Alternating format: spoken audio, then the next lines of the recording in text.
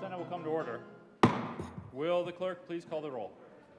Senators Baisley, Bridges, Buckner, Coleman, Cutter, Danielson, Exum, Fields, Gardner, Janal, Gonzalez, Hanson, Hinrichsen, Jaquez Lewis, Kirkmeyer, Coker, Liston, Lundeen, Marchman, Moreno, Mullica, Pelton B, Pelton R, Priola, Rich, Roberts, Rodriguez, Simpson, Smallwood, Sullivan, Van Winkle, Will, Winter, Zenzinger. Mr. President. Here. The morning roll call is 35 present, 0 absent, 0 excused. We have a quorum. Will the good senator from Aurora please lead us in the Pledge of Allegiance?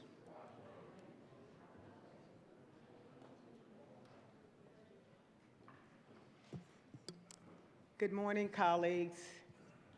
Please join me in the morning pledge. I pledge allegiance to the flag of the United States of America and to the republic for which it stands, one nation under God, indivisible, with liberty and justice for all. Approval of the journal, Senator Roberts. Thank you, Mr. President. Colleagues, I feel good about a yes vote on this. I move that the Senate Journal of Monday, March 27th, 2023 be approved as corrected by the Secretary. You have heard the motion. All those in favor say aye. Is everyone ready? All those opposed, no. No! The ayes have it. The motion is adopted. Senate Services. March 28, 2023, correctly printed. Senate Bills 214, 250, 251, 252, 253, 254, 255, and 256. Correctly re-engrossed. Senate Bill 69, correctly revised. House Bill 1191 and 1219, correctly re-revised. House Bill 1117. Third reading of bills. Consent calendar. Will the clerk please read the title to the one bill on the consent calendar? House Bill 1191, Representative English, Senator Fields, concerning prohibiting corporal punishment of children in certain public settings.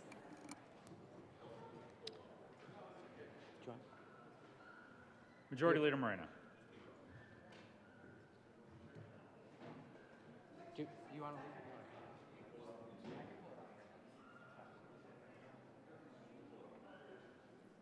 Majority Leader Moreno. Thank you, Mr. President. There has been a request to remove House Bill 1191 from the consent calendar. That will be placed at the end of the regular third reading calendar. House Bill 1191 will be removed from the third reading of bills final passage consent calendar.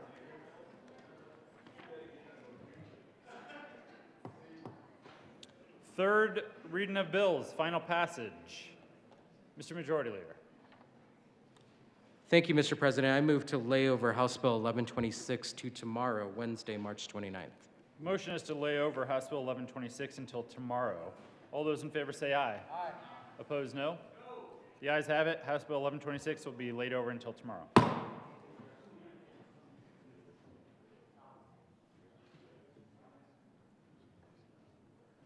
Will the clerk please read the title to House Bill 1219? House Bill 1219, Representative Froelich and Amabile, Senators Sullivan and Hansen, concerning establishing a minimum 3-day waiting period prior to the delivery of a purchased firearm. Senator Hansen. Thank you, Mr. President. I move House Bill 1219 on third reading and final passage. Is there any discussion? Either way, you want to start? I can go. Go ahead. Senator Sullivan. Thank you, Mr. President. Let's see. It's 10:45, and we're talking about guns. We're talking about gun violence. My wife and I have you beat by 4 hours. We woke up this morning, once again, to talking about guns and gun violence. It was on our TV. It was on the front page of our newspaper. I heard a new term to describe who I am. I am an unwelcome reminder. I heard them say this morning on the news about the parents who have been impacted, the community that's been impacted in Tennessee by yesterday's mass shooting. And the question was, geez, what would you say to those parents? I am those parents. And my answer is, you say nothing. My friends over here, I see the sadness and the sorrow in your eyes when these things come up. I see that trepidation that I want to go in there. I want to find out, but I know it's going to hurt. So it's better to just do that little smile and kind of look away and dart out of our area. And the other side, that fear, that overriding fear of what this can be like, you've allowed that to turn into anger and hate. And I see that and I hear that each and every day. So to say to those parents in Tennessee, what is it like and how can I understand you? They won't hear anything from anybody because if it was okay 10 years ago in Sandy Hook when we murdered 26-year-olds. And I was thinking about that today. It was like that was supposed to be the beginning. That was the beginning for us. That was the beginning of the movement to try to stop that. And in other aspects, it was, well, really, it might have been the end. Because we're okay with that. We're okay with 26-year-olds being obliterated. And that's part of the conversation Terry and I had this morning. She just says to me, she says, thank God we had 27 years with Alex. I can't imagine what only 9 years with my best friend would have been like. Or only 6 years. And you know what they're asking those parents today? We need more pictures.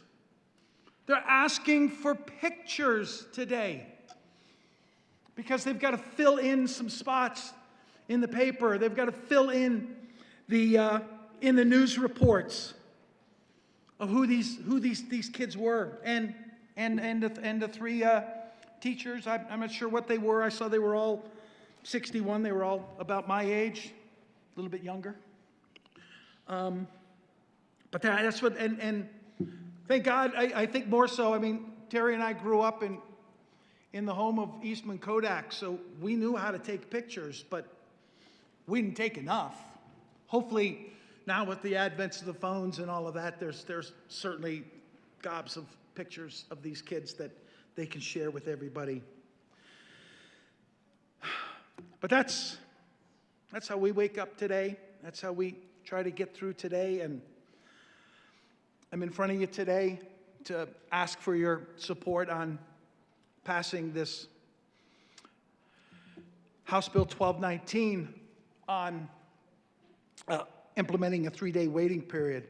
I wanted to read, we didn't read this one, and I wanted to read from one of the women who came to testify. She gave us a written statement, and I think probably this maybe fills it out best. My name is Sherwin Artis, and I am a survivor of gun violence. I am writing this as a gun owner in memory of my stepdaughter, Lindsay, who sadly took her life with a handgun she had just purchased. Because she had no extenuating issues, she did not have to wait long before she was given the gun. Unfortunately, she decided to use it shortly after she received it. I am writing this to ask that you push for the waiting period, which would provide a cooling off period when someone is having suicidal thoughts or ideas of committing a mass shooting. My stepdaughter was an amazingly talented woman. She had received awards for her teaching, was loved and respected by her friends, students, peers, and administrators. Her school canceled classes so the entire school could attend her memorial. She had received several awards for her teaching. She knew she was going through a rough time, or we knew that she was going through a rough time, but the issues she was dealing with, though, many were temporary. Taking her life was a permanent and horrible solution to her temporary issues. Although she had dealt with depression and anxiety at times in her life because of her support systems, she normally functioned well and had a full and successful life. She also had a wonderful relationship with her family, parents, and siblings, all who were supportive of her and all who had a good relationship with her husband and children.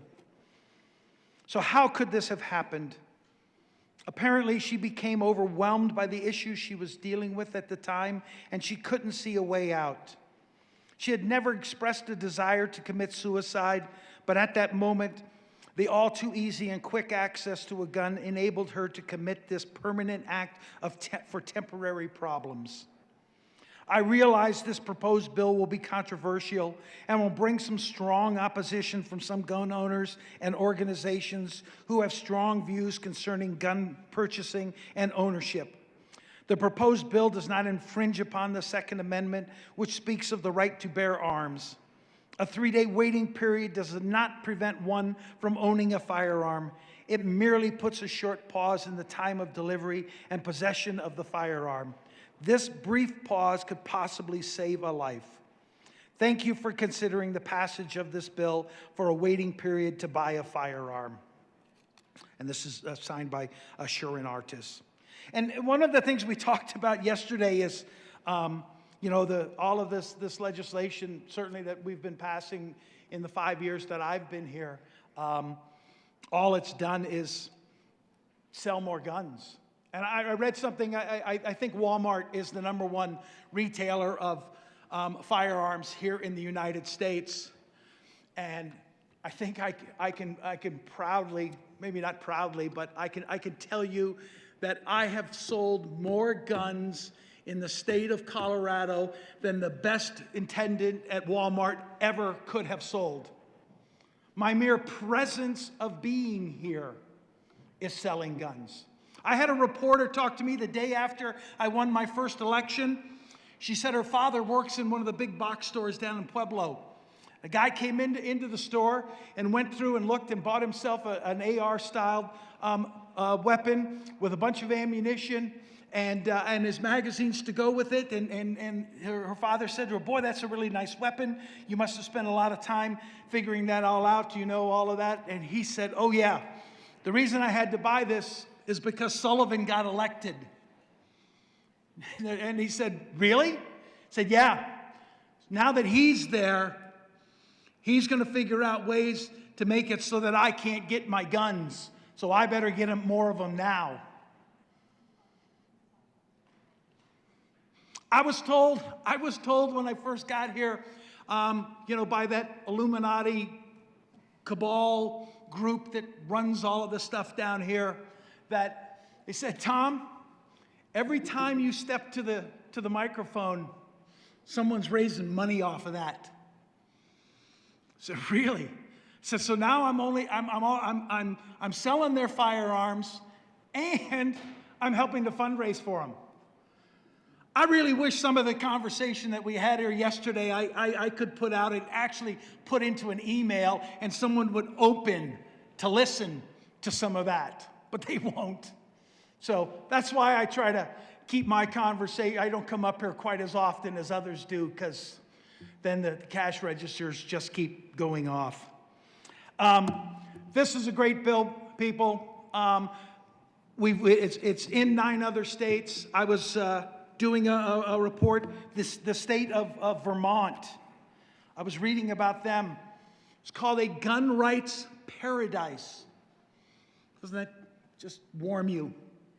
The people in New Hampshire that are next door to them, the ones with the "Live Free or Die" on their flags, they're envious of the people in Vermont about what they're doing with their guns and how freely they use their guns in Vermont. Vermont's suicide rate is nearly twice what the national average is. They have decided to implement a waiting period. They have decided to do something about safe storage because they keep losing their citizens. That's what we're doing here. That is what this is all about. Thank you for enduring me once again, and I hope that I can count on your vote for House Bill 1219.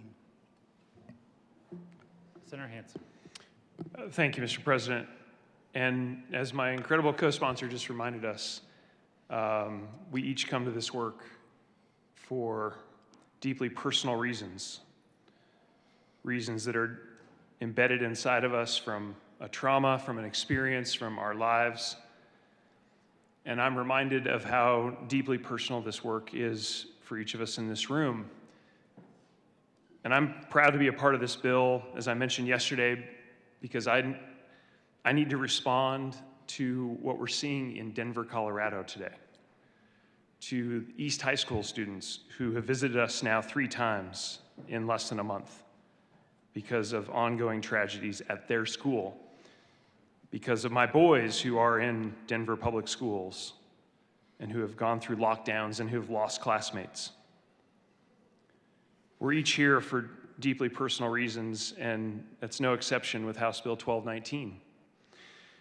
There's also a massive body of evidence to support this bill. We shared yesterday that this bill, in the states it's been adopted, the 9 other states plus the District of Columbia, has reduced suicide deaths by as much as 10%. It's reduced homicide rate by as much as 17%. We have clear evidence to show that this bill can and will save lives. That's why we do this work. I'm proud to be a part of this work. I ask for your support of 1219 as we take another step forward, step by step, to make Colorado safer. It's one bill at a time. It's one positive change at a time. I believe 1219 fits clearly in that overall effort. And I ask for an aye vote on House Bill 1219.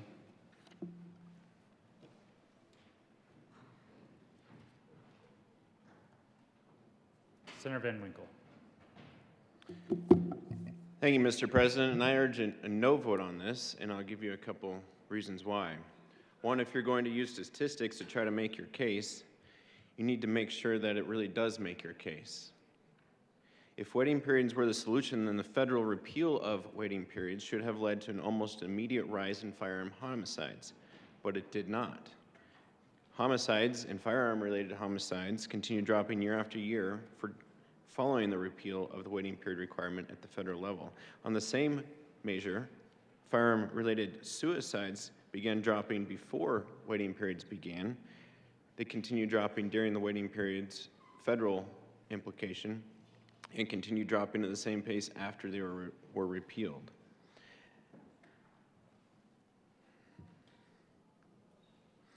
So the statistics don't pan out. Now, it was mentioned that the passage of this bill may lead to an increase in gun sales. That is almost certainly true. Main reason for that is consider a young woman who realizes she has a stalker.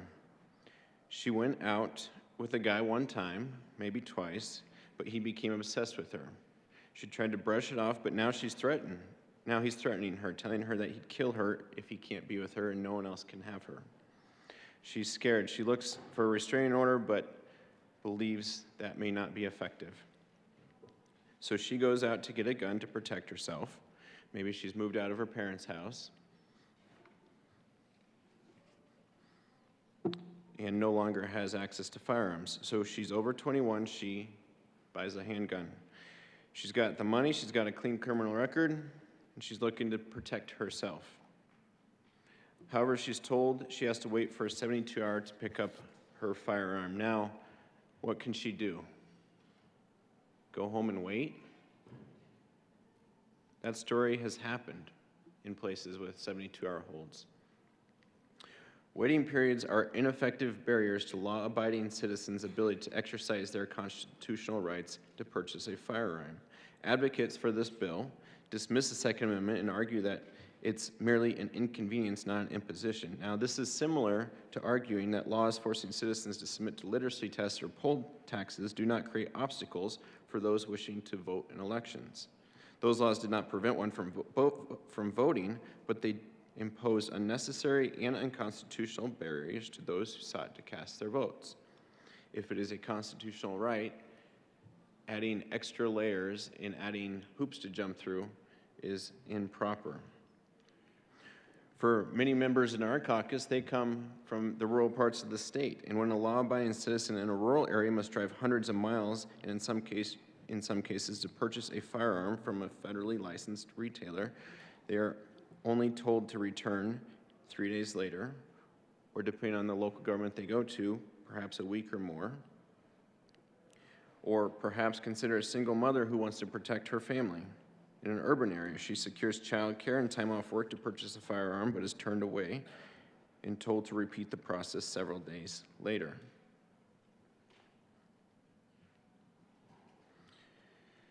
I do worry about a slippery slope on this bill, and that's mainly because every slippery slope argument that has been used to defend the Second Amendment and to fight against a gun bill has eventually proven correct.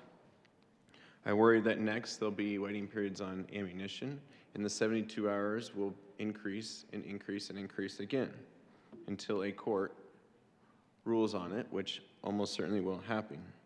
And in the meantime, we keep passing laws that try to disarm law-abiding good citizens who want to protect themselves, their churches, their families, their neighbors, while criminals do not care what we do not care about waiting periods, because as we've seen time and time again, and in studies time and time again, that one study that was done of criminals who had committed gun violence crimes, that 90% of their firearms were possessed in their crimes were obtained illegally on the street from theft or from other illegal means.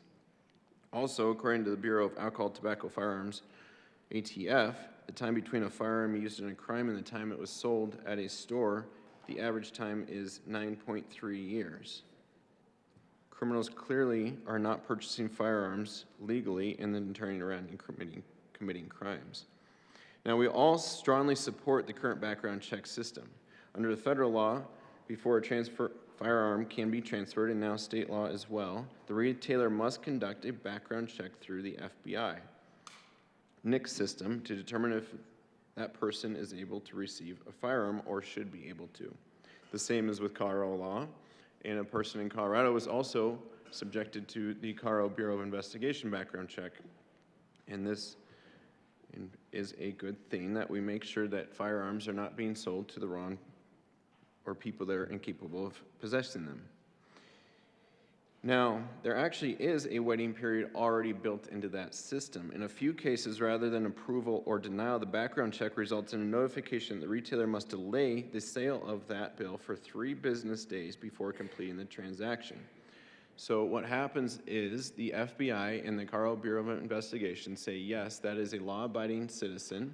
They are perfectly capable of obtaining a firearm. They have a constitutional right to obtain a firearm. They can be sold a firearm. That's 90% of the cases.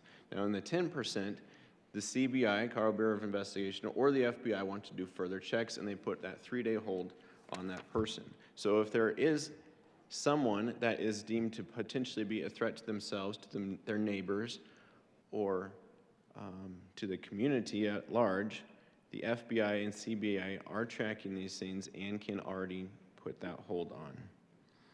Now, as far as the constitutionality of this bill goes, I believe the bill is at best on shaky ground, and at worst, at least for the proponents of this legislation, it will lead to lawsuits that will likely overturn this legislation and others like it across the nation.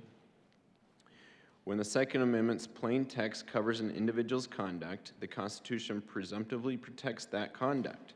The government must then justify its regulation by demonstrating it is consistent with the nation's historic tradition of firearm regulations. Now, the right to keep and bear arms implies the right to acquire keep and bear arms also implies the right to acquire those firearms through legal means. Now, this bill applies only to firearms and no other goods or services. The bill delays acquisition for 3 days, but the government must then justify its regulation by demonstrating that it's consistent with historic traditions. I don't believe that can be done.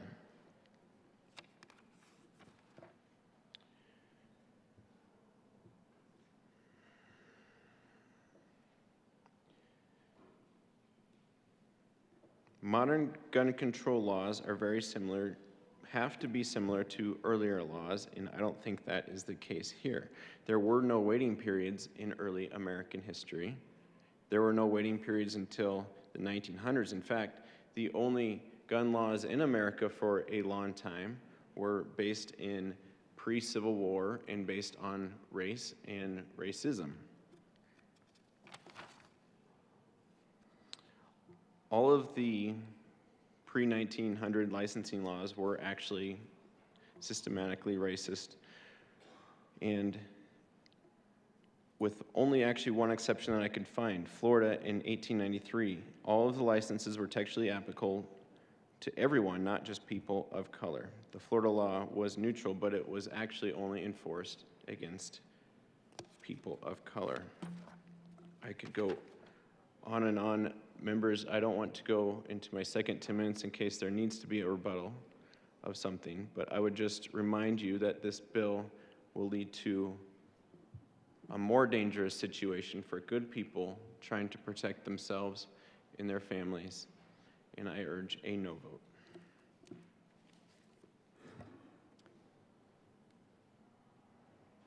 Senator Danielson.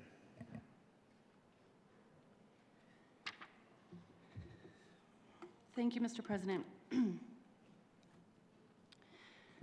I rise in support of House Bill 1219, and I see it as part of a broader package of bills that will go a long way to save lives. But something happened yesterday while we were here debating another piece of legislation that could make a substantial progress towards gun violence prevention. Because there are a couple other things that didn't exist 100 years ago that I think we should also remember this morning. 100 years ago, we didn't have mass shootings where people walked into preschools and daycares and grade schools and high schools and murdered our kids.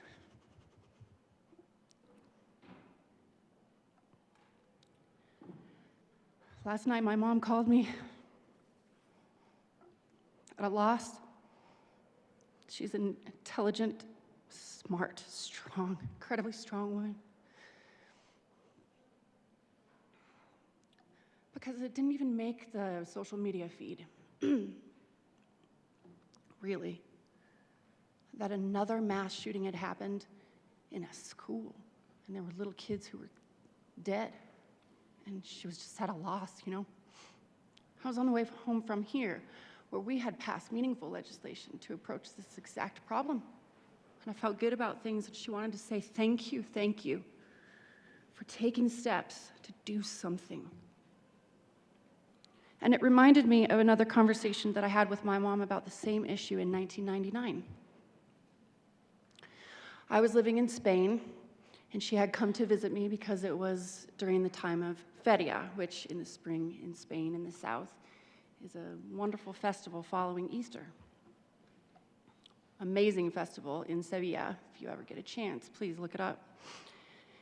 And we were having coffee, and I saw the news. They always have news in these little bars. And I said, it's about Colorado, which is rare when you live in the south of Spain in 1999. And I was translating for my mom. Yes, I was a new Spanish speaker, so I wasn't stuck to my, abilities. And I said, it's saying that there was a shooting in a school in Colorado. And my mom said, no, you've got it wrong. You're getting the words wrong, hon. You've got to try again, because that can't be what the news is saying. So I bought a paper and we read it, and I read it to her in Spanish, and I translated for her. And it was what happened, and it was so shocking, and it shook us to the core that that thing had occurred, and that it had happened in Denver, in the Denver area, was unthinkable. It was not human behavior. It was not human behavior. Since then, we have had countless shootings, mass shootings, and I'm only talking about mass shootings. Most of the gun violence doesn't happen in mass shootings. But it's so shocking. It should be so shocking to drive us to act. Just in this year alone, I've had to revise my data again since I brought my bill several days ago to this chamber, that there have now been 130 mass shootings in the United States of America, not in the last decade, not since Columbine, but in this calendar year. It is only the 87th day of this calendar year. My colleague is not an unwelcomed reminder My colleague is not something to be endured. He is a parent whose son was murdered. His son was murdered. And if you can't empathize with that without experiencing that, I pity you. And I beg you to try to do that exact thing. Because no one needed to beg me to do it. Since I understood what was happening in this country, which is unique to this country, something I am extraordinarily ashamed of, we are in a position of power to act. We have the ability to take steps today in this chamber. I have a son. I want to understand more about what my colleague, the good senator, has to go through each day. I'm trying my best, but in the meantime, I have a job and a duty and obligation to my constituents and my family to vote to support this bill, because this is House Bill 1219, but it is part of a larger movement. Yesterday, a person with 2 assault-style weapons and a handgun walked into a school and murdered 6 people. There is a fear that one may have to wait to purchase a weapon, a fear that there may someday be a waiting period to purchase ammunition. Do you know what I fear? I fear that government officials will not take solid steps to protect these kids from a quick decision to commit suicide and take one's life. A quick decision to escalate the domestic violence that they are perpetrating in one's home and purchase a weapon that results in the death of a kid in their own home or their wife. Or heaven forbid, protecting kids from being gunned down in their own schools. Your kids, your grandkids.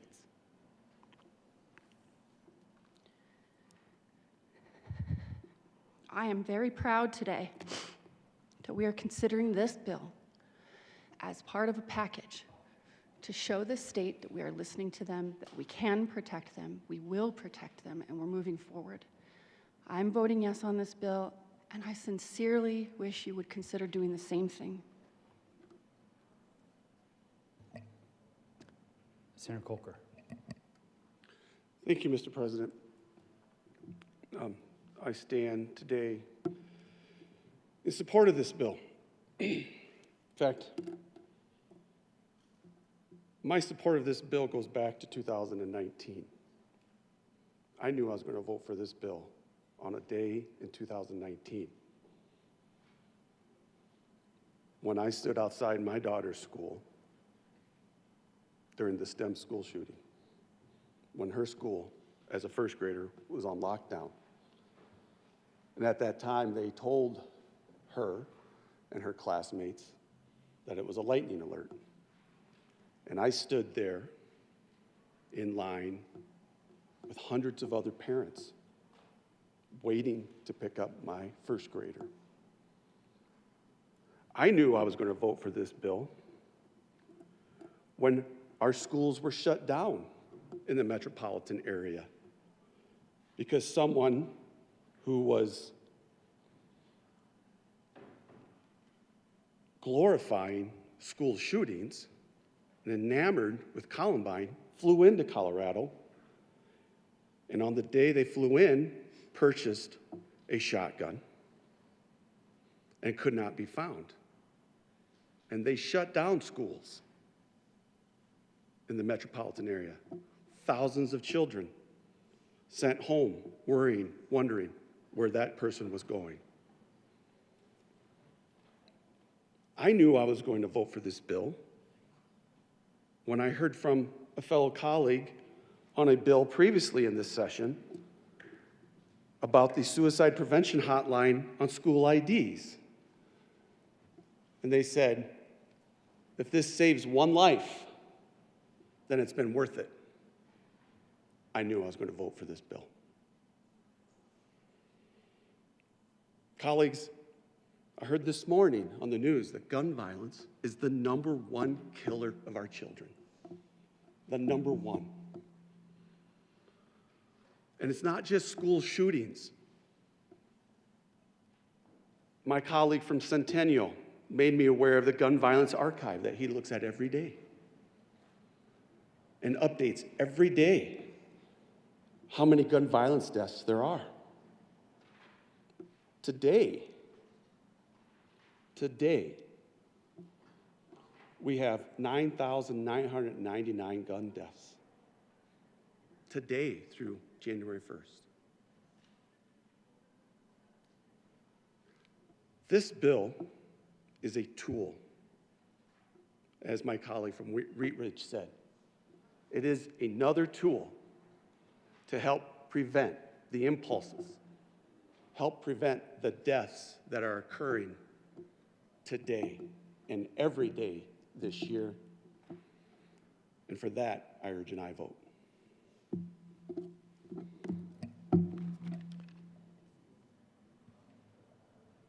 Senator Gonzalez.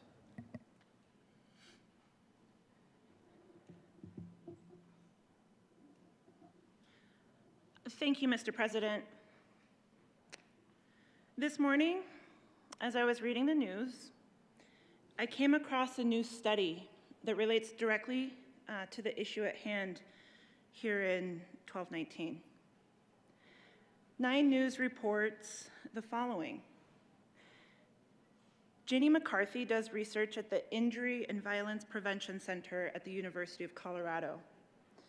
In a research brief published Monday in the JAMA Pediatric Journal, she and other researchers looked at adolescent access to firearms in Colorado. Using data from the Healthy Kids Colorado survey, McCarthy and the other researchers looked at how more than 41,000 middle and high schoolers responded to one question.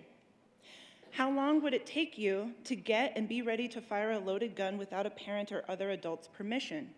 The gun could be yours or someone else's, and it could be located in your home or car or someone else's home or car. We were surprised, McCarthy said. Of the respondents, 32.3% reported access to a firearm. Of those, 25% said they could get a gun in less than 24 hours, and 12.1% said they could get a gun and fire it in less than 10 minutes. Colleagues, this bill is about time and waiting. While we were debating this bill on the floor yesterday, yet another mass shooting occurred in Tennessee.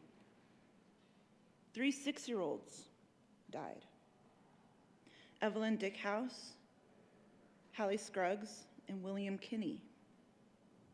The adult victims were Cynthia Peak, 61, Catherine Coons, 60, and Mike Hill, also 61. Time and waiting. When the students from East High School came to testify in support of this bill, in the days following the death of their classmate, Luis Garcia, begging us to act, one of my colleagues thought it prudent to interrogate these young people about their trauma. I happened to be chairing committee at that time and commented that his decision to interrogate children who had just survived such a traumatic experience, well, that was a choice. And days later, following yet another incident of gun violence at East High, as students, teachers, parents poured back into the Capitol again, begging us to take actions to make their communities and their schools more safe, this time, the students were called rude and impertinent. Well, that was certainly a choice. Time and waiting. This debate brings up a lot of emotion. And when I find my soul in need of soothing, I often turn to poetry. And I came across these words yesterday, written in the aftermath of the tragedy unfolding in Tennessee, a tragedy that too many of us know too well.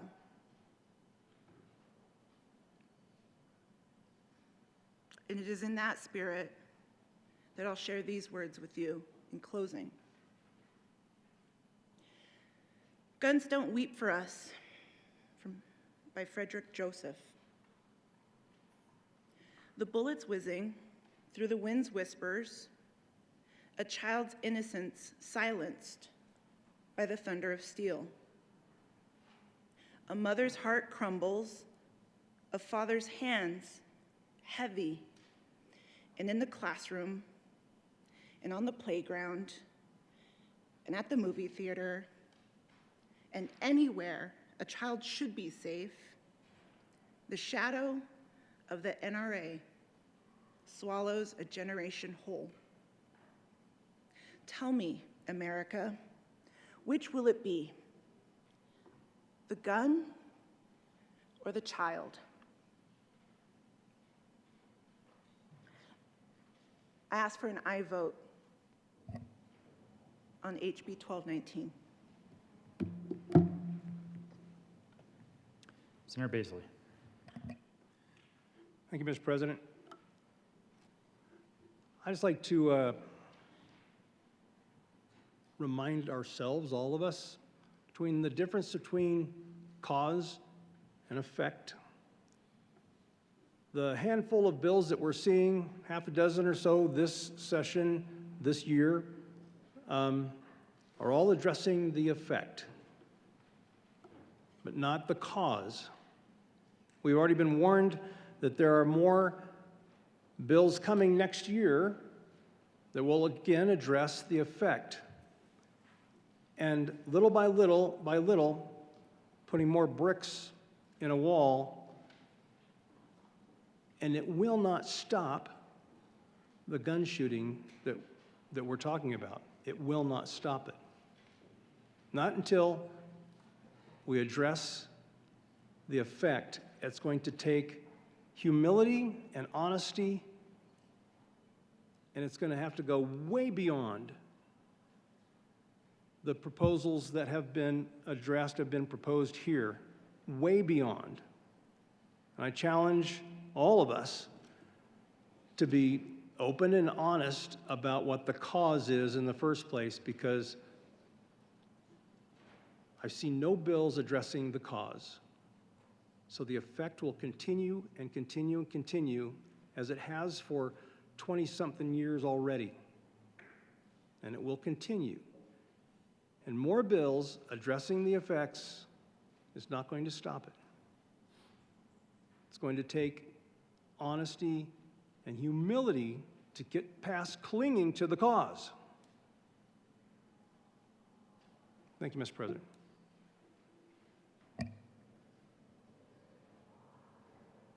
Senator Gardner. Thank you, Mr. President, colleagues. I thought a lot yesterday, last evening, this morning, in the wake of events in Nashville, about what to say this morning concerning House Bill 1219. First of all, let me say that I, like every parent and grandparent, every human being, frankly,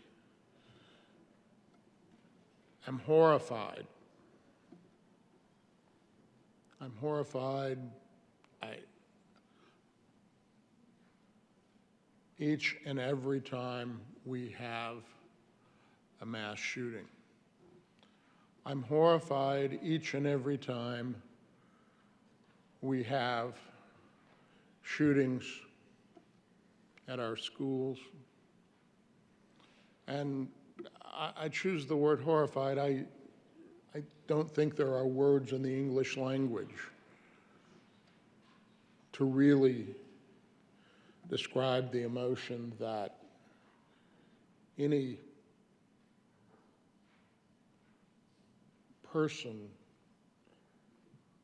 would experience in hearing the news and watching the reports and thinking about 9-year-old children and their adult teachers being shot down on what apparently was a bright and sunny day in Nashville, Tennessee, in their church school. So don't be confused about what I and many others who oppose House Bill 1219 think about these kinds of tragedies and events that occur almost daily.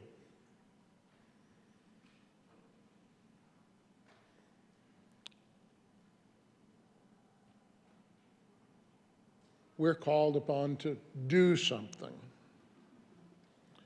You know, legislatures and legislators are reactive institutions and beings, and when things happen, our constituents, our communities say, do something.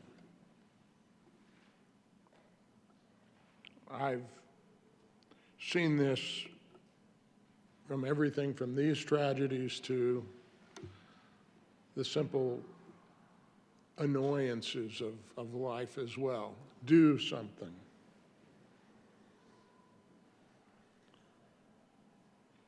As the good senator from Douglas County pointed out, we have to think about cause and effect and what we think about that, what we, in our best judgment, know and understand about that.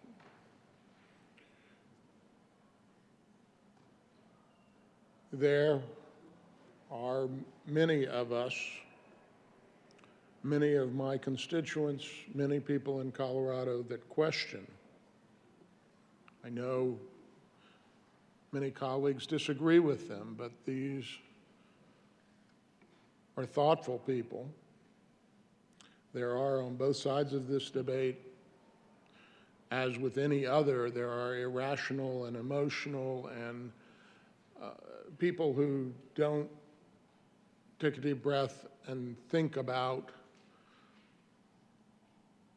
cause and effect, think about real solutions, or the trade-offs that are made by each and every legislative measure that we pass and the governor signs, because there are trade-offs to each and every one.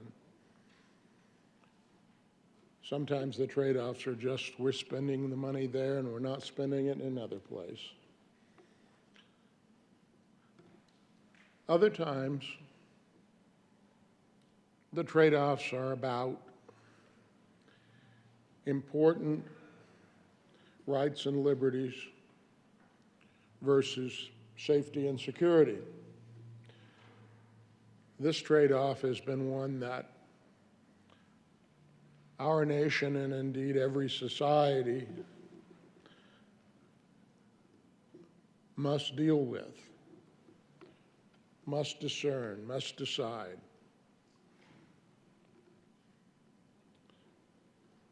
And it's our obligation as legislators not to be unemotional. We're human after all. But it is our duty, in my view, to take a deep breath and step back and consider all of the trade-offs, to consider what we are asked to do as legislators. I mentioned yesterday, I believe I could solve a good deal of the crime wave in Colorado. Not all of it by any means, and maybe I'm just an optimist that I could do that. I could do that at the price of your individual right and liberty, your safety and security in your own home, to ensure your safety and security by violating the Fourth Amendment.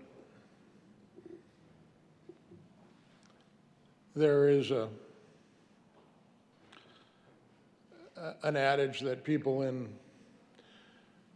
international affairs note that totalitarian societies often are very secure on their streets. They're secure on their streets because there's only one institution or group that holds all the power and force of that society, and it is the government. That leads to safety and security and very little liberty. I suspect there are those of you who heard my arguments and advocacy yesterday concerning the Second Amendment, and it's hard to know what any other person thinks, but one of my jobs as an attorney and advocate is to try to get inside the head of those that you're debating and advocating against about what it is that they must think about your argument. What must others think about your argument? And I think that several of you may have thought, well,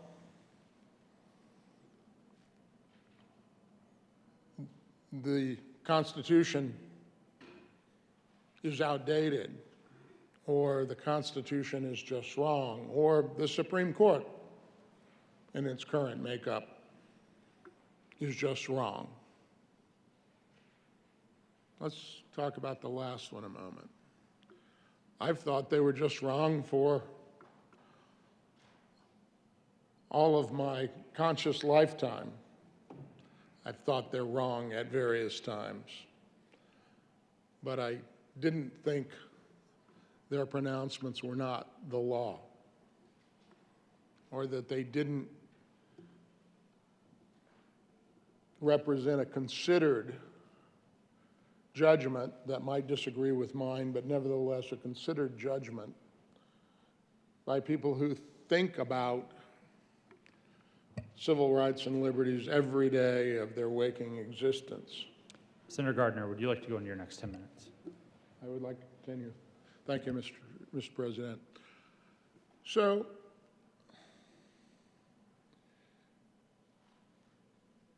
this bill invokes questions of the rights of citizens, civil rights and liberties, the Second Amendment rights. It is no less a fundamental right to possess a firearm in self-defense than it is to speak, to go out on the West Steps and speak, to march from the high school to the Capitol to speak. It is no less a fundamental right to bear a firearm for your self-defense than it is a right to not have the government come to your house and walk through your door uninvited and just take a look around to see if you're possessing anything that might be illegal. or to listen to your phone conversations without probable cause. It is no less of a right. You might wish it weren't, you might think it shouldn't be. I have my doubts from time to time about everything in the Bill of Rights as it's written. It's not to say that I don't believe in it wholeheartedly. I've spent most of my life engaged in advocating for people about that set of 10 amendments. But we all, from time to time, say, did the framers, did the founding fathers, did they get it right? Did they get it right in 1791? Well, if we don't think they did, there's something to do about that, and you can get 2/3 of each House of Congress to propose an amendment and 3/4 of the states to adopt the amendment.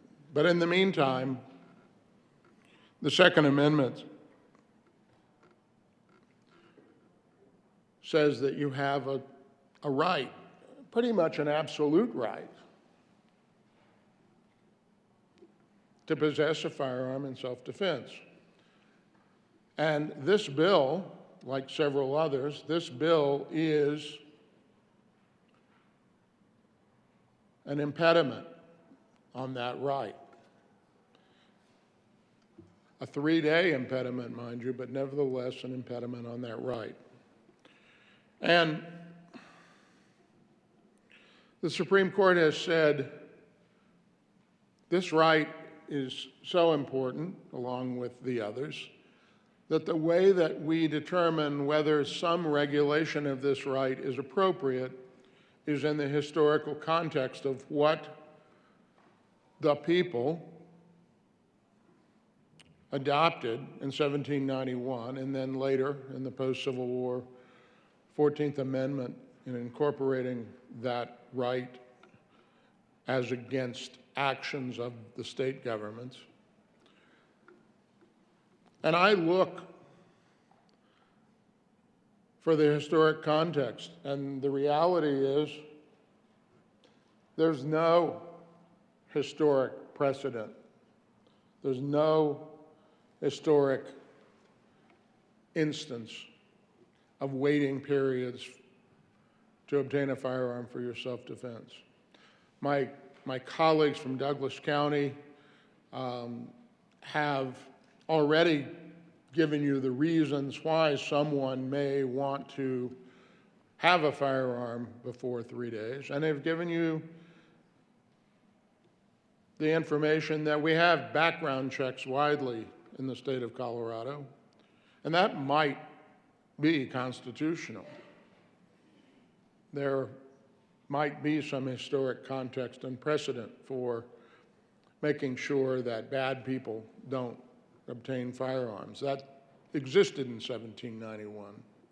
But there is no precedent for a law-abiding citizen who passes a background check on a Monday or a Tuesday to not be able to immediately have ownership of that firearm. Now,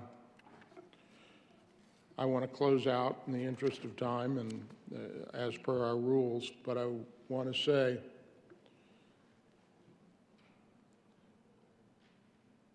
if I believed that a 3-day waiting period would make a substantial difference, I would bend every moment, every ounce of my being to try to find a constitutional justification for it. I have heard little of that from the proponents. I've heard a lot of what I regard as questionable data about how effective this substantial, in its own way, substantial infringement of Second Amendment rights might be. But I find no justification for the infringement of those rights fundamental rights in a way that can be justified even under the prior precedents of the United States Supreme Court. And so I must be a no. Senator Cutter. Thank you, Mr. President. I rise in strong support of House Bill 1219. I'm not sure why we're even continuing to talk about and debate the policy. We can look at the facts differently. There's been lots of discussion, and our colleagues from the other side of the aisle have made up their minds. If we lived in a healthy society, we would be doing everything, not one thing. One thing isn't going to make a difference. We would be doing everything we possibly could to stop the carnage of our children. But we are up here discussing why we can't wait for 3 days. 3 days. You wait for weeks and months when you order an appliance for your house. 3 days. We live in a sick society. This is a really horrible realization. We live in a society ruled by misinformation, money, corporate greed. A healthy society does not fail to protect its children. It doesn't fail.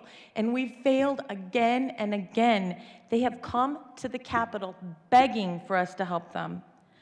And it's time we continue to move forward to do anything, not one thing, not two things, not this thing isn't going to fix it, all the things that we need to do to protect our children. And I am thrilled to support my colleague from Centennial. He has come down, he has done something with his pain to help save others from experiencing similar pain. He has demanded action and brought us along with him. The rights of someone to own a gun should not trump the rights of people to live in a safe and peaceful society, particularly 6-year-old children, 9-year-old children, 15-year-old children, 21-year-olds. They deserve the right to have a safe and long life. Senator Fields. Good morning, Mr. President and colleagues. I stand in strong support of this bill, House Bill 1219. And I want to thank the bill sponsor for their courageous effort in coming up with, I believe, is a common sense solution to address gun violence in our state. I'm not confused. It is the right policy to wait.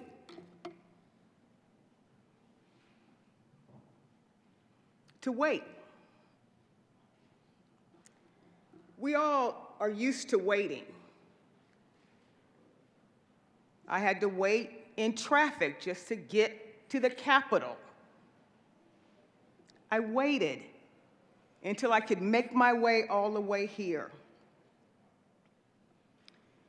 Waiting 3 days is not unreasonable. We as Americans wait all the time. When you shop for Amazon, you wait for your product to come to your door. It's not unreasonable to wait.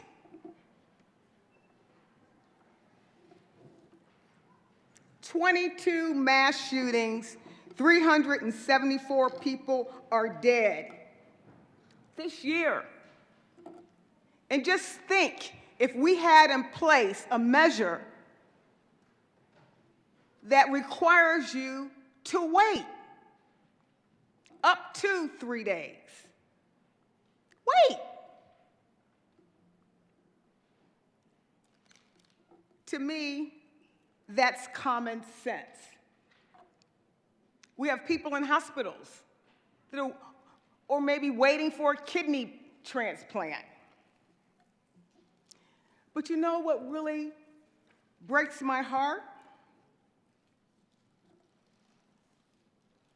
Is the 3 9-year-olds that were killed in Nashville, in their school. I don't know if you saw the images.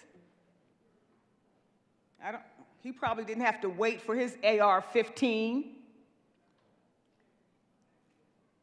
He shoots through the entry of the door, strolling up and down the hall, shooting third graders.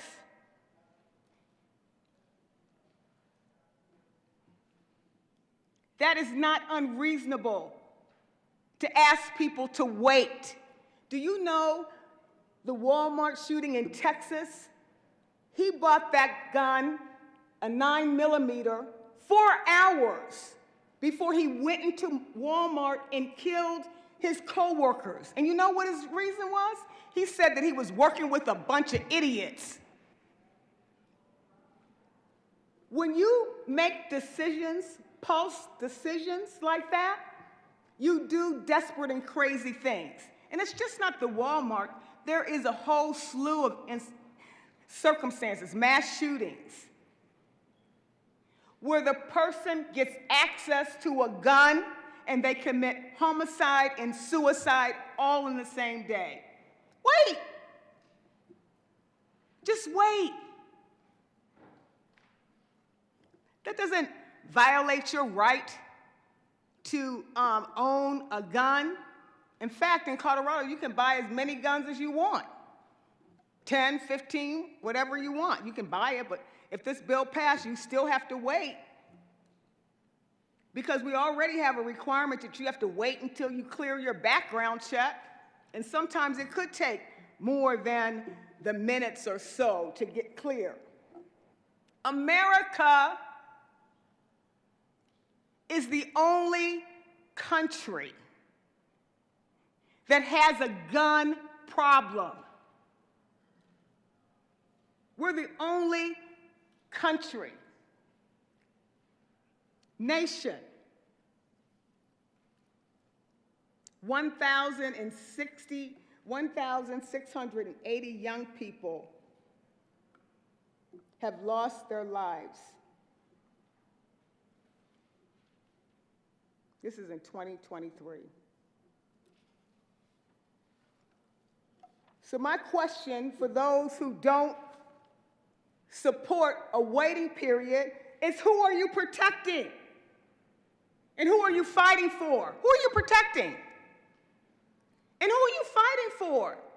I know who I'm trying to protect. And those are our students, our teachers, our families, and our community. It's important that we're not indifferent. We can't have this indifference attitude when we see the kind of wreckage that's taking place because of gun violence, and we have this attitude, well, it doesn't happen in my neighborhood. Well, let me tell you, not yet.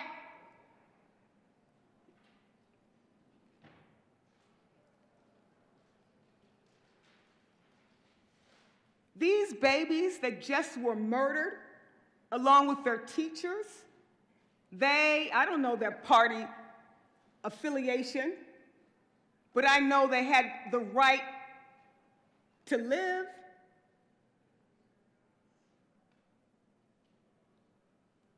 They had a right to take their next breath.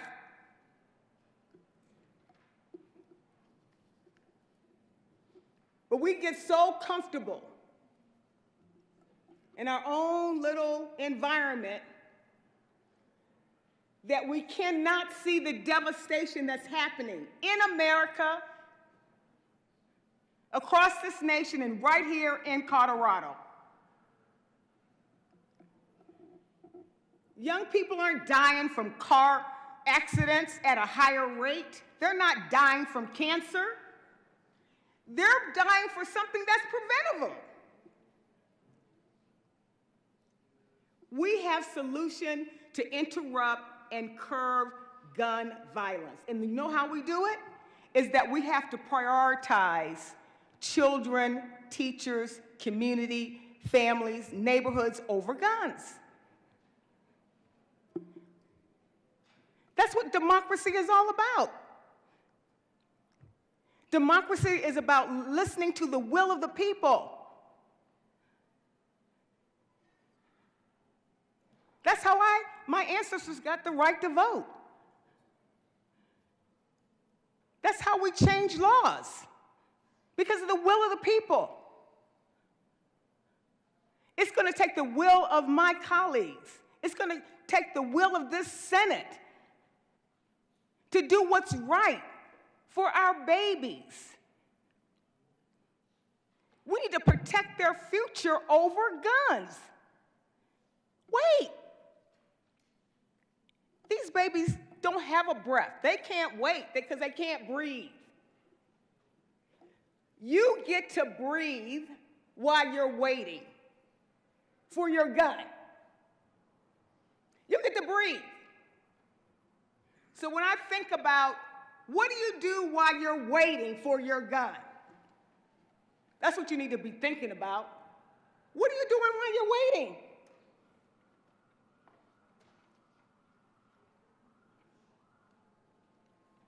Maybe you're going shopping, taking a walk.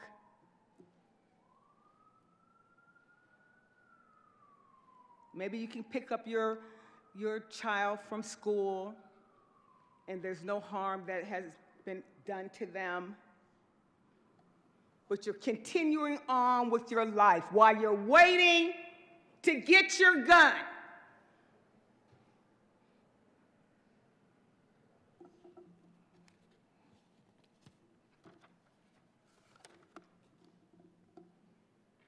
We as a society have an obligation to protect the future of our young people, of our adults. All of us do. We have an obligation to them. We have an obligation to address gun violence in our country and in our state. Take off the blinders and see the wreckage that I see, that you read about, that maybe haven't filtered into your community. It really bothers me, this indifference. Just because it didn't happen to me or hasn't gotten close to me. Senator Fields, would you like to go into your next 10 minutes? Yes. We are all a part of the human race. Don't discount what is going on because you are on some ranch or something. More children in the U.S. die from firearms than any other cause.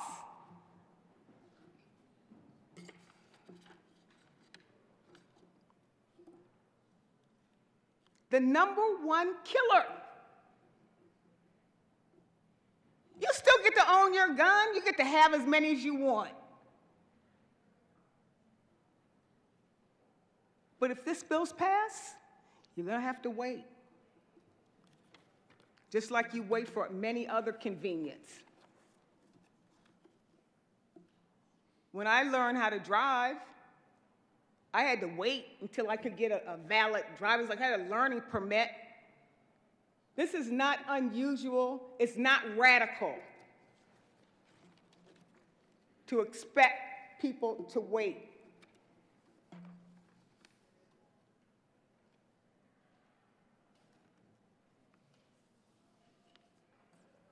I don't know what it's going to take for people to realize that it's not just someone else's problem. We're the authority here. We are the authorities here. This is not everyone else's problem. This is our problem. And this whole rhetoric that I'm hearing about just do something, well, we are doing something. We're asking you in this legislation to wait.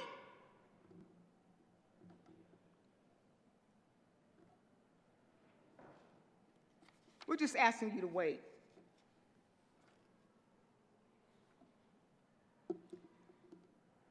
I want to talk about, as I consider this legislation,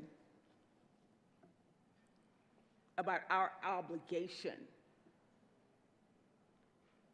to our young people, to the parents, the fear that's going on with gun-related incidents at our schools.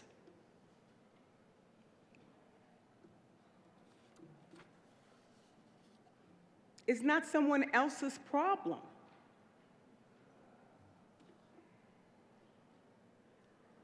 I'm asking each of you to own the problem. If you have an idea or a solution about doing something, do it. Bring forth legislation that would help curb and interrupt gun violence. I haven't, those who are arguing and opposing, I haven't seen any legislation to prevent gun violence. I haven't seen it. Bring it.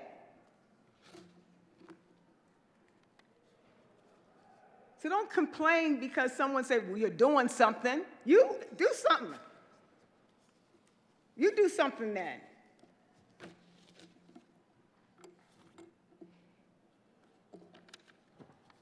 Members, I want us to take some time today and think about all the lives that we've lost, specifically just recently with the 3 students and the 3 adults. Think about those in Buffalo, New York. They were just shopping for groceries. They might have been waiting in line to be next to purchase their eggs. They don't get to wait for anything anymore because they were shot down and murdered with an AR-15. And that shooter didn't wait either. To protect and preserve life, it's okay to wait. It's okay to wait. Members, please vote yes on House Bill 1219. Senator Van Winkle. Thank you, Mr. President. We were just asked, who are we trying to protect? I will tell you, and we've said it before, I'll say it again. For the woman who maybe just moved out of her parents' house and is living alone, she is scared to death of a stalker. She is scared to death of violence against her. She is scared to death against violence against her kids. She is told under this legislation, go home and wait. You are defenseless, your stalker, whoever it is who wants to harm you and your family and your kids is after you, and they are probably armed, and they are violent, and probably having a mental breakdown. But go home and wait. That's what this legislation says. The reason I came up here a second time is because we keep hearing, one, about the Nashville shooting yesterday, which was carefully planned evil. It was horrendous evil. The shooter, the killer, the total evildoer in that case, carefully planned that for possibly months, and in fact searched school to school to find the one with the weakest security. The STEM school shooting, which was mentioned here today, me and my colleague from Douglas County were there that day and have since become good friends with the parents of the victim. We were there that day and we have followed the trial, and if you followed the trial, you would know that the evil villains who brought guns to school that day spent possibly hours using an axe, using crowbars to break into a safe, to find unloaded firearms, load them, and take them to school. This bill would have done absolutely nothing for that. The absolute travesty, especially for our children, the absolute horrendous sadness about this bill before us today and the others we've seen this year, every single one of them, not one of them passed under the guise of gun violence this year would have stopped the Nashville shooting, the STEM school shooting, the East High, Club Q, Columbine, and yes, the Aurora Theater too. It was just said that not one bill has been brought forward to help reduce gun violence, and that is false. My bills alone that I have brought forward that you have voted on in this chamber, free mental health care and checks for all school-age children in the state of Colorado. We started the iMatter program, which is making a tremendous impact on our communities and culture in schools. We have Safe to Tell, and we're improving Safe to Tell. We just did, and we are continuing to. There is a lot we can do to help our kids, to help our teachers, but leaving them defenseless, that is not a solution. I do understand that the Second Amendment for many in this chamber is a dead letter. And perhaps in the lower chamber, the First Amendment is approaching that status as well, unfortunately. Thankfully, we have decorum here, we have thought, and we allow for debate. Members, I urge us to come together and work on things like school resource officers, training them, equipping them, free mental health checks for our children, so that not one child ever has to think, I am having a break, or I am stressed, and there is no one to talk to. We need to spread word about the iMatter program and improve Safe to Tell. These are things that we can do today. We passed legislation last year that did all these things, in fact, and the funding for them was dramatically cut. That is a tremendous shame, and I hope that is one that we do not repeat this year, especially as Budget Week is upon us. Members, the reason for my no vote today is because there will be a woman out there who is scared to death of her stalker or violence that has been committed against her or her kids, and she is told to go home and wait. That is wrong. Let's pass bills that actually could impact instead of saying we're doing something while leaving our kids defenseless. Thank you, Mr. President. Senator Danielson.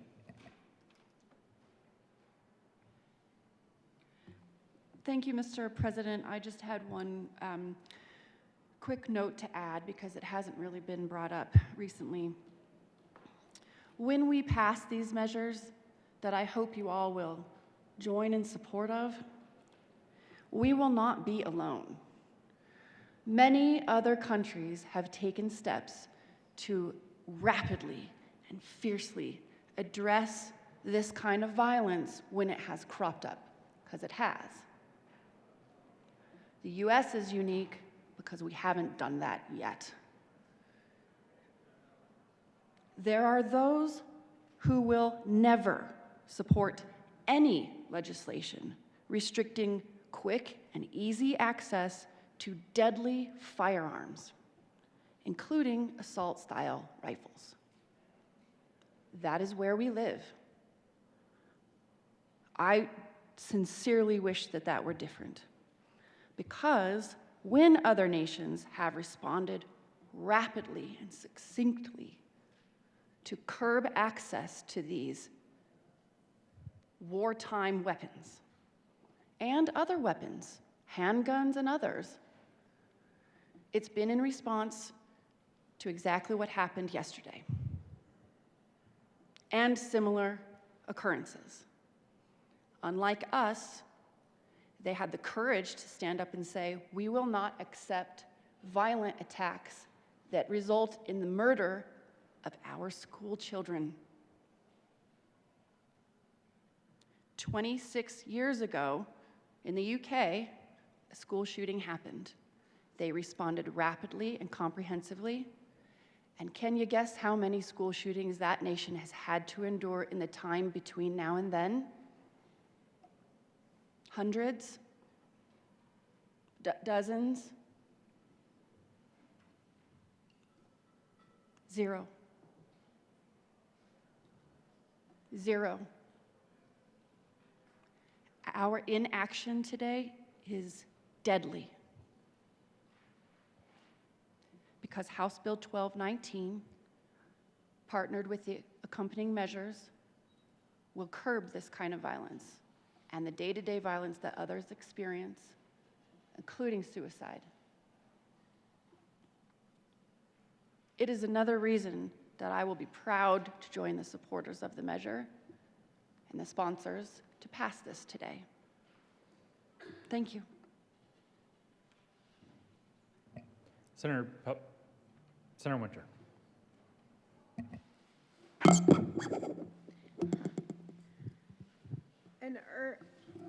Thank you, Mr. President. An earlier speaker, the good senator from Highlands Ranch, talked about how he's taken his vote for women that are fearful of their lives, and I'm taking the opposite vote for women that are fearful for their lives. Every month, an average of 70 women are shot and killed by an intimate partner. In 2020, there are over 45,000 firearm deaths in the U.S. and twice as many non-fatal firearm injuries. Just in Colorado, in 2021, we had 61 incidents in which domestic violence resulted in fatality, and 91 people died in those fatalities. All these collateral fatalities were caused by a gun, including 4 children. What's important to know is when this research is done, it looks at who has access to guns and not whose gun is it. When firearms are present, it still ends with the death of when the victim is able to successfully defend themselves. They are typically charged higher and served longer sentences. Research shows that when there is a gun present, more domestic violence victims die. We have a higher rate of domestic violence in Colorado than in many other places in the country. We have more women that are scared for their lives in Colorado than many places in the country. And if there is a gun in the home, including theirs, they are more likely to die.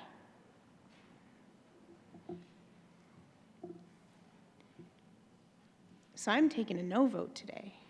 A yes vote today, I'm sorry. I'm taking a yes vote, no vote on the amendments. A yes vote today because there are people facing domestic violence. There are people worried about when they go home, when they go back to their place of residence, what's going to happen. And if there's a gun involved, they are 1,000 times more likely to face injury and death. 1,000 times more likely to face injury and death if there's a gun present. And that's why I'm a strong yes vote. Senator Pelton. Thank you, Mr. President. In the House, I very rarely came up on third readings. This is my first time this session doing it. Earlier, we heard, what didn't we have 100 years ago? 100 years ago in these schools, we didn't have gun-free zones. 100 years ago, we had a citizenry that knew about guns. When I was in school, my pickup had a gun rack in the back. No gun was ever taken and used in a horrible manner.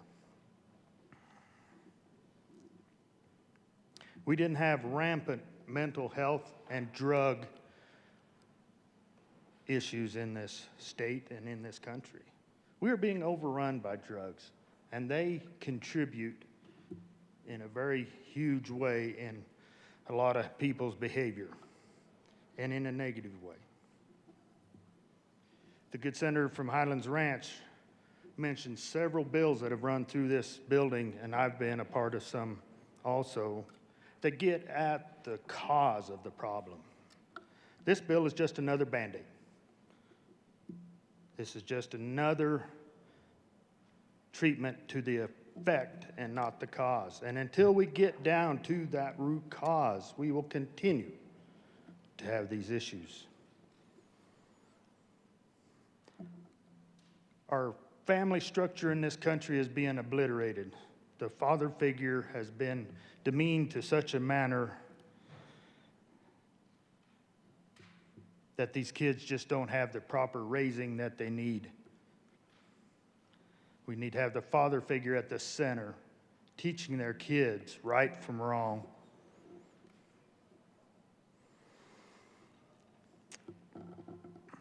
This bill is legislating behavior.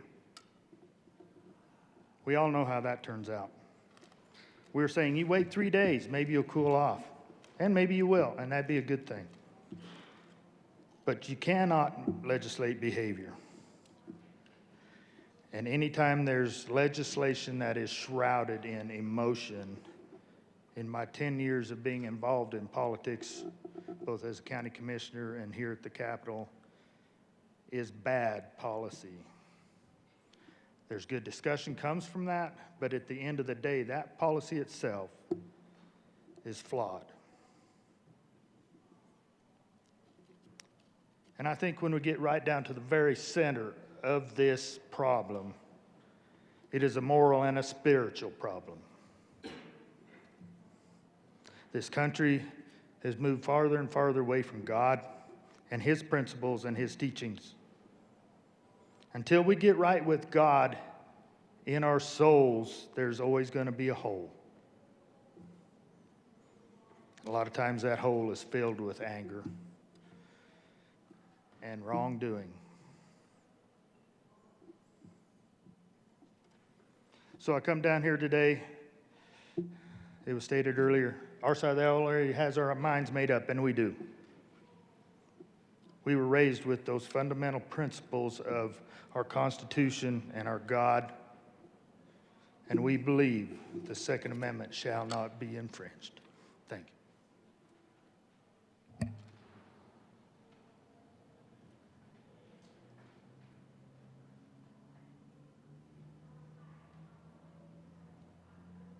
Senator Hansen. Thank you, Mr. President. Members, just a few wrap-up thoughts that I wanted to share before we end our debate on this important matter. This bill, I believe, does address a clear cause, which is the immediate access to a firearm during a mental health crisis, suicidal ideation, or homicidal intent. We presented evidence yesterday and today linking this bill directly to that root cause. The other idea I want to share with you is that I don't believe we can stand here today paralyzed or static in the face of the idea of constitutional originalism. That is a recipe for not making progress on this important issue. The Supreme Court recently looked at this very topic in 2018, and I have no doubt our courts will continue to look at this very topic and related ideas in the years to come. But we can't stand here paralyzed under the theory of constitutional originalism. The last thought I want to share with you today is a thank you to everyone in this chamber, and I mean it sincerely, and I mean it across this entire chamber. We had a hard discussion yesterday. We evaluated dozens of amendments, and this chamber kept its decorum. This chamber did not descend into labels or impugning someone's faith or calling names. I'm proud of this chamber. I'm proud of this debate. I'm proud to be a member of this body.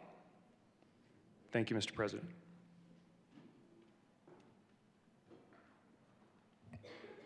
The motion is the passage of House Bill 1219. Are there any no votes? Senators Van Winkle, Will, Baisley, Rich. Gardner, Minority Leader Lundin, Smallwood, Kirkmeyer, Liston, Pelton B, Pelton R, Simpson, Henriksen,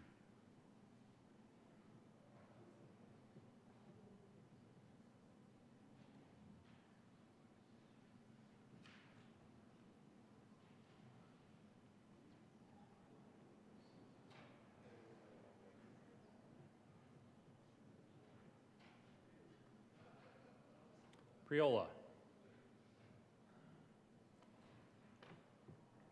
With a vote of 21 ayes, 14 noes, 0 absent, 0 excused, House Bill 1219 is passed. Co-sponsors: Senators Mullica, Coleman, Exum, Majority Leader Moreno, Kolker, Gonzalez, Janal, Jaquez Lewis, Zenzinger, Bridges,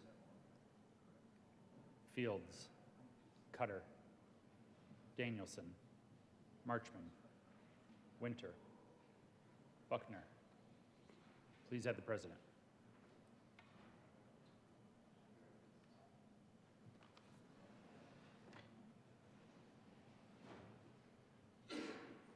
Will the clerk please read the title to House Bill 1191?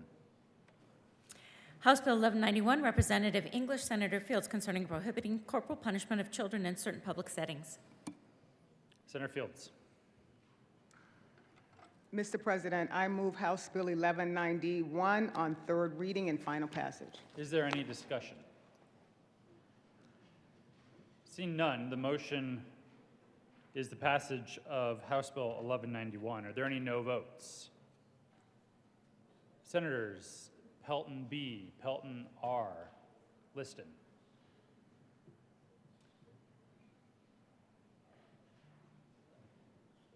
With a vote of 32 ayes, 3 noes, 0 absent, 0 excused, House Bill 1191 is passed. Co-sponsors: Senators Gonzalez, Exum, Kolker, Zenzinger, Marchman, Bridges, Jaquez Lewis, Sullivan, Cutter, Danielson, Winter, Coleman, Buckner.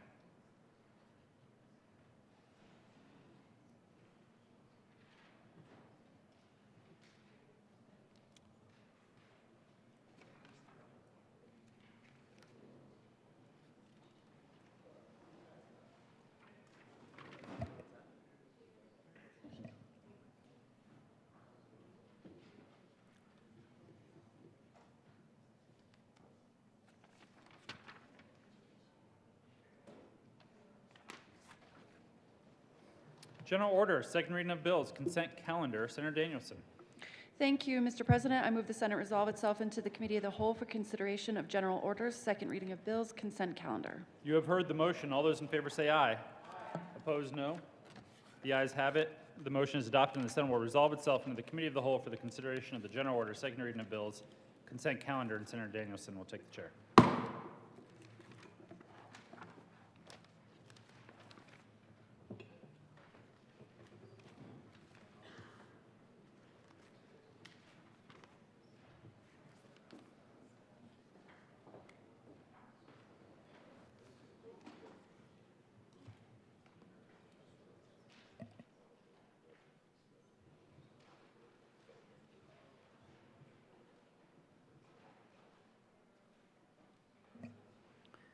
The committee will come to order and the court rule is relaxed for everyone in the chamber. Will the clerk please read the title of all the bills on the general order's second reading of bills consent calendar? Senate Bill 185, Senators Marchman and Pelton R. Representatives Lukens and Catlin concerning the continuation of the Noxious Weed Advisory Committee and in connection therewith implementing the recommendations contained in the 2022 Sunset Report by the Department of Regulatory Agencies. Senate Bill 183, Senators Priola and Baisley. Representatives Titone and Weinberg concerning the elimination of the requirement that a local government obtain voter approval to provide certain communication services. House Bill 1195, Representatives Michelson, Janae, and Soper. Senators Janal and Kirkmeyer concerning the operation of automated pharmacy dispensing systems. Senate Bill 174 by Senators Kolker and Gardner concerning access to behavioral health services for Medicaid recipients under 21 years of age. Mr. Majority Leader.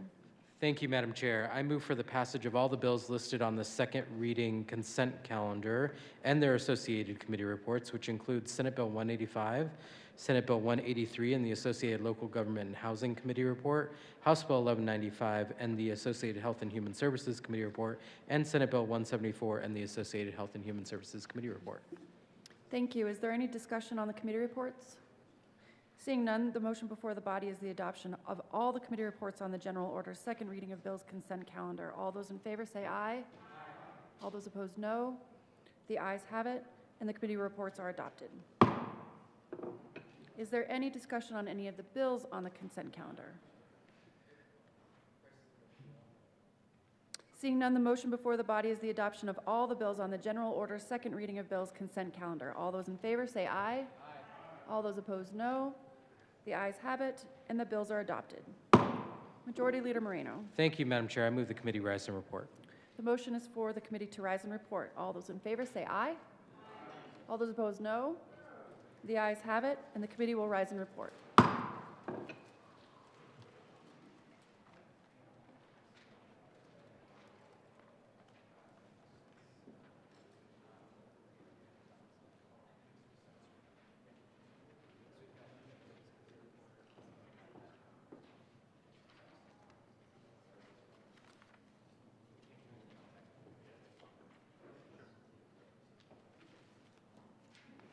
Chesson.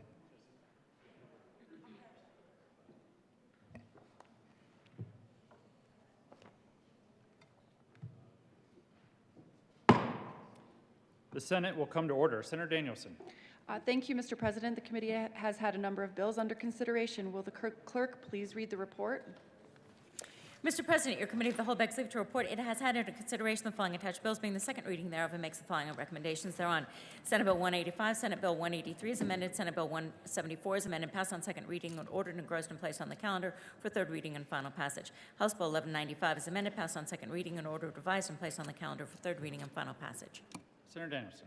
Thank you, Mr. President. I move the report. The motion is the adoption of the Committee of the Whole report. Are there any no votes? With a vote of 35 ayes, 0 noes, 0 absent, 0 excused, the Committee of the Whole report is adopted.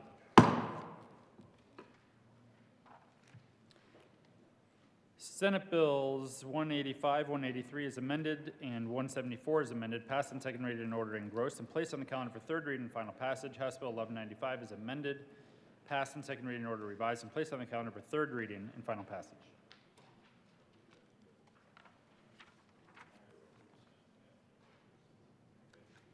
Majority Leader Moreno. Thank you, Mr. President. I move that the Senate proceed out of order for consideration of governor's appointments consent calendar. The motion is for the Senate to proceed out of order to take up consideration of governor's appointments consent calendar. All those in favor say aye. Aye. Opposed, no. The ayes have it, and the Senate will proceed out of order. Consideration of governor's appointments consent calendar. Will the clerk please read all of the appointments listed on the consent calendar? Members of the Colorado Child Abuse Prevention Trust Fund for terms expiring November 7, 2025. Catherine Wells of Denver, Colorado, to serve as a subject matter expert with knowledge of child abuse prevention, reappointed. Nadine Montiel de Gagne of Aurora, Colorado, to serve as a subject matter expert with knowledge of child abuse prevention, appointed. Christine Meyer of Denver, Colorado, to serve as a subject matter expert with knowledge of child abuse prevention, appointed. Member of the Colorado Prescription Drug Affordability Review Board for a term expiring September 27, 2025. James Vandenberg, PharmD BCPS of Denver, Colorado, reappointed. Majority Leader Moreno. Thank you, Mr. President. I move for the confirmation of all the appointments on the consent calendar, which includes the members of the Colorado Child Abuse Prevention Trust Fund and the one member of the Colorado Prescription Drug Affordability Review Board. Is there any discussion? Motion is the confirmation of all of the appointments on the consent calendar. Are there any no votes? With 35 ayes, 0 noes, 0 absent, 0 excused, the appointments are confirmed.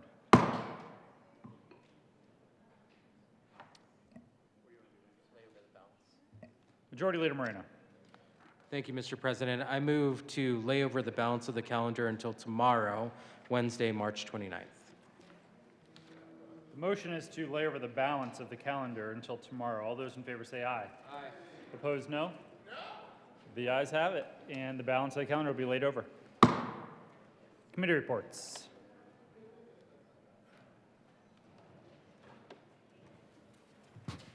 March 28, 2023, the Committee on Appropriations, after consideration on the merits, the committee recommends the following. Senate Bill 197 be amended as follows, and as so amended be referred to the Committee of the Whole, a favorable recommendation. Senate Bill 214 be referred to the Committee of the Whole, a favorable recommendation. Senate Bill 215 be referred to the Committee of the Whole, a favorable recommendation, and with the recommendation, it be placed on the consent calendar. Senate Bill 216 be referred to the Committee of the Whole, a favorable recommendation, with the recommendation that it be placed on the consent calendar.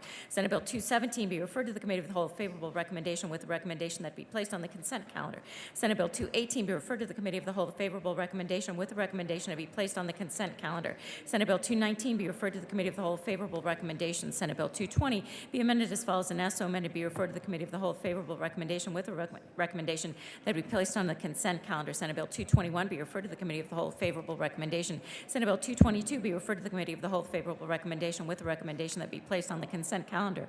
Senate Bill 223 be referred to the Committee of the Whole, favorable recommendation, with a recommendation to be placed on the consent calendar. Senate Bill 224 be referred to the Committee of the Whole, favorable recommendation, with a recommendation to be placed on the consent calendar. Senate Bill 225 be referred to the Committee of the Whole, favorable recommendation, with a recommendation that be placed on the consent calendar. Senate Bill 226 be referred to the Committee of the Whole, favorable recommendation, and with a recommendation that be placed on the consent calendar. Senate Bill 227 be amended as follows, and as so amended be referred to the Committee of the Whole, favorable recommendation, and with a recommendation that be placed on the consent calendar. Senate Bill 228 be referred to the Committee of the Whole, favorable recommendation, with a recommendation to be placed on the consent calendar. Senate Bill 229 be referred to the Committee of the Whole with favorable recommendation. Senate Bill 230 be referred to the Committee of the Whole with favorable recommendation. Senate Bill 231 be referred to the Committee of the Whole with favorable recommendation. Senate Bill 232 be referred to the Committee of the Whole with favorable recommendation. Senate Bill 233 be referred to the Committee of the Whole with favorable recommendation, and with a recommendation to be placed on the consent calendar. Senate Bill 234 be referred to the Committee of the Whole with favorable recommendation, and with a recommendation that it be placed on the consent calendar. Senate Bill 235 be referred to the Committee of the Whole with favorable recommendation, and with a recommendation that it be placed on the consent calendar. Senate Bill 236 be amended as follows, and as so amended be referred to the Committee of the Whole, favorable recommendation, with a recommendation to be placed on the consent calendar. Senate Bill 237 be referred to the Committee of the Whole, favorable recommendation, with a recommendation to be placed on the consent calendar. Senate Bill 238 be referred to the Committee of the Whole, favorable recommendation, with a recommendation to be placed on the consent calendar.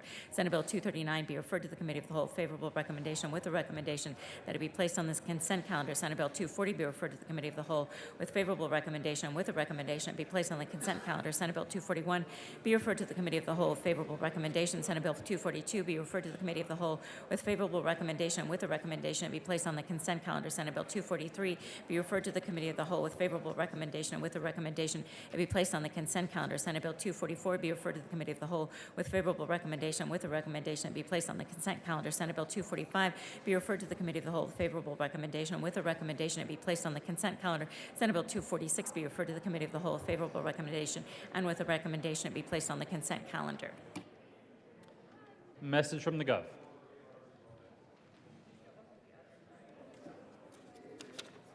December 16, 2022, to the Honorable Colorado Senate. Ladies and gentlemen, pursuant to the powers conferred upon me by the Constitution and laws of the State of Colorado, I have the honor to designate, appoint, and submit to your consideration the following members of the Colorado State Fair Authority Board of Commissioners for a term expiring November 1st, 2024. Thomas Kim of Centennial, Colorado, to serve as a representative of the public at large and as a Republican appointed. Sincerely, Jared Polis, Governor. Agriculture and Natural Resources. Announcements. Senator Zenzinger.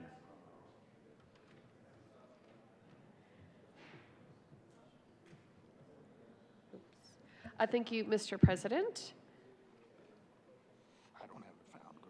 So we have a quick announcement regarding IDD Awareness Day, which is tomorrow. Tomorrow morning, there will be refreshments, coffee and light refreshments outside of the old Supreme Court chambers from 7:45 until 9. And we just encourage you to come, get some bagels and coffee, and speak with members of the IDD community while enjoying your refreshments.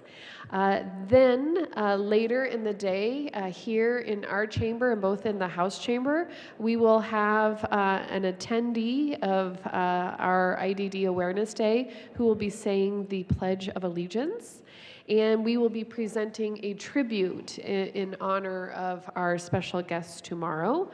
Following that, tomorrow, I believe the majority of this body will be occupied with some other business.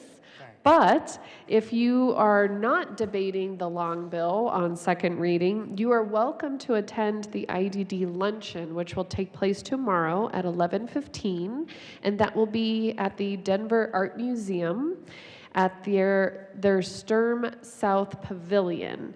And you are welcome to enter through the Cy Welcome Center at the Larry and Sharon Martin Building, which is just north of 13th Avenue and south of 14th Avenue. And they will have several keynote speakers, and then they will be presenting the Direct Support Professional of the Year Award. So maybe you have some people who work in your office, some legislative aides or interns who might be interested in attending that luncheon tomorrow. Senator Pelton. Thank you, Mr. President. And I do encourage you to attend. As a county commissioner, I served on a board for an IDD community and just full of awesome people doing awesome work. So I invite everybody to participate as much as they can tomorrow. Thank you. Senator Danielson. Thank you, Mr. President. Thank you, colleagues. Just your brief attention, please. You have a handout on your desk. So it's for the UVC Legislator Appreciation Day. It's really been an honor for me to work with the veterans community through the United Veterans Coalition. And it's a great opportunity to just head downstairs tomorrow morning and shake hands and say hi and meet them, see what their legislative priorities are, and visit with them about issues facing veterans in Colorado. So the flyer's on your desk. It's Thursday, 8 a.m. to 8:45. It'd be great if you could make it. Thanks so much. Senator Henriksen. Thank you, Mr. President. Colleagues, if you have some freedom in your calendars before floor work tomorrow and want to join us for a riveting discussion on technical changes, Conference Committee on House Bill 1030 will be meeting in one of the House committee rooms to be determined at 8:30. Senator Buckner. Thank you, Mr. President. Tomorrow, Wednesday, March 29th, the Legislative Council staff will be conducting a training for legislators, staff, and aides in Colorado's school finance formula. The training will be held in the Old State Library starting at 8 a.m. We hope to see you all there. Yes. Senator Exum. Thank you, Mr. President. Local Government Housing Committee, this afternoon, 2 p.m., 351, we'll be hearing Senate Bill 178, House Bill 1062, and House Bill 1090. Thank you. Further announcements? Seeing none, Mr. Majority Leader.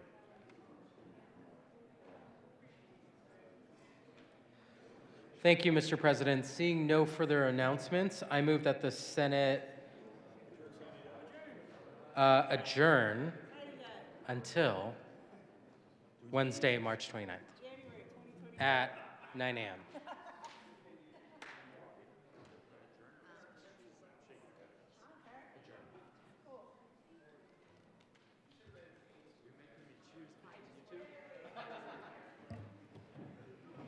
You have heard the motion. All those in favor say aye.